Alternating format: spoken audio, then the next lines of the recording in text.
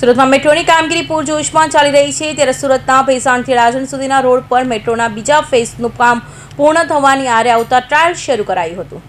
સુરતની જનતા માટે ટ્રાફિકની સમસ્યામાંથી મુક્તિ મેળવવા દિવસો હવે ગણતરીના બાકી રહ્યા છે।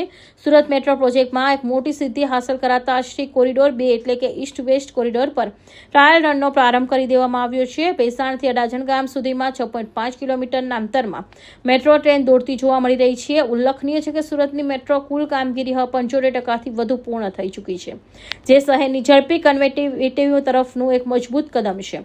કોરિડોર 2 અંતર્ગત ભેસાણથી અડાજણ ગામ વચ્ચેના 7 સ્ટેશનોમાં સ્ટ્રક્ચર કામ સફળતાપૂર્વક પૂર્ણ કરી લેવામાં આવ્યું છે।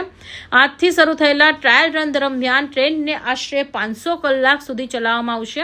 આ પ્રક્રિયામાં જીઈસી એટલે કે જનરલ એન્જિનિયર કન્સલ્ટ અને જીએમઆરસી એટલે કે ગુજરાત મેટ્રો રેલ કોર્પોરેશન દ્વારા ટ્રેનની સ્પીડ, બ્રેકિંગ સિસ્ટમ અને ટેકનિકલ પાસાઓની ઝીણવટભરી તપાસ કરવામાં આવશે।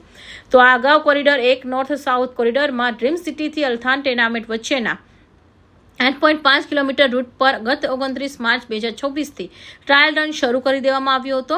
હાલમાં રૂટ પર વિવિધ રેગ્યુલેટરી સંસ્થાઓ દ્વારા પરીક્ષણની પ્રક્રિયા અંતિમ તબક્કામાં છે। Bureau report, Hind TV news, Surat.